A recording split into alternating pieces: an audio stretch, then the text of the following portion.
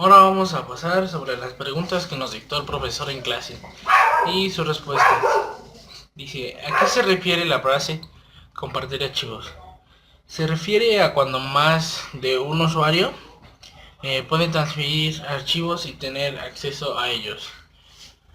La segunda pregunta dice, ¿qué son los archivos attachment y cuáles son sus ventajas y desventajas? Nosotros le pusimos que son archivos adjuntos que podemos enviar mediante correo electrónico.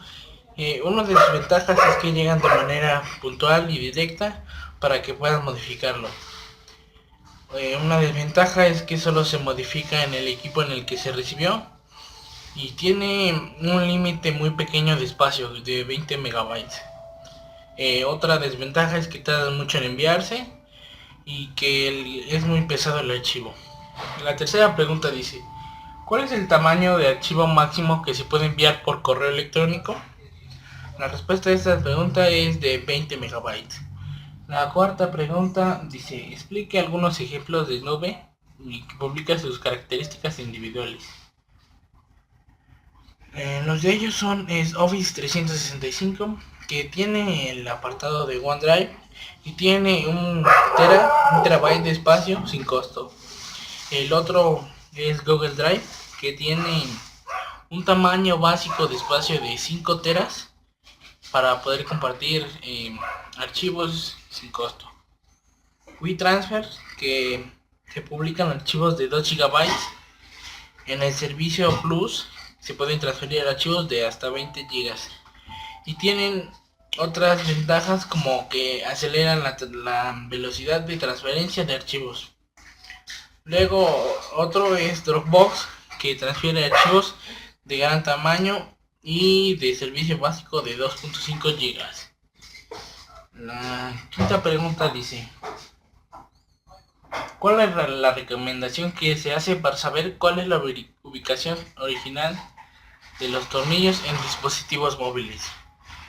Por lo que el video nos decía que es hacer un esquema del teléfono en una cartulina y dibujar en qué espacios, más bien ubicar en dónde van los tornillos en su respectivo lugar. La pregunta 6 dice, ¿cuál es la diferencia entre energía alterna y directa?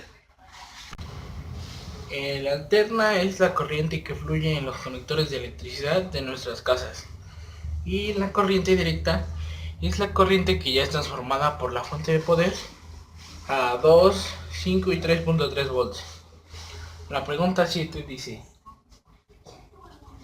¿dónde es el lugar donde se almacena mayor cantidad de polvo? Por el video que vimos, es en la fuente de poder. La pregunta 8 dice, ¿cuál es la finalidad de tener detenido el ventilador mientras se coloca el aire comprimido? Es para que no se genere energía y al generar energía no se dañen componentes de nuestra computadora. La pregunta 9 dice, ¿cuál es el nombre del material para limpiar tarjetas electrónicas? Este tiene como nombre el limpiador electrostático. La pregunta 10 dice, describe las características técnicas del aire comprimido, del limpiador electrostático y de la espuma limpiadora. Estas tienen el aire comprimido, es el que podemos comprar en cualquier tienda de electrónica. Vienen a alta presión, no son muy caros y son para dar mantenimiento alrededor de 8 meses. El limpiador electrostático remueve cualquier tipo de contaminantes que se encuentren sobre circuitos electrónicos. La espuma limpiadora limpia partes metálicas como plásticas. Se puede aplicar de manera directa e indirecta, pero es preferible limpiarlo con un trapo electrostático. La pregunta 11 dice, ¿para qué es útil el desfragmentador de disco? Dice, para aumentar el acceso en el disco duro y aumentar la cantidad de espacio libre. La pregunta dice, ¿cómo es la escritura de datos en los discos duros y por qué se vuelven lentos los discos duros? La escritura es código binario y se vuelven lentos porque estos se almacenan de tanta información y es por eso que se vuelven muy lentos. La 13 dice, ¿Cuáles son las funciones de CCleaner? Algunas de estas es que borran las cookies y evitan la lentitud en nuestra computadora. Es decir, que estas optimizan y ayudan a nuestra computadora. Eso fue todo por parte del video de las preguntas.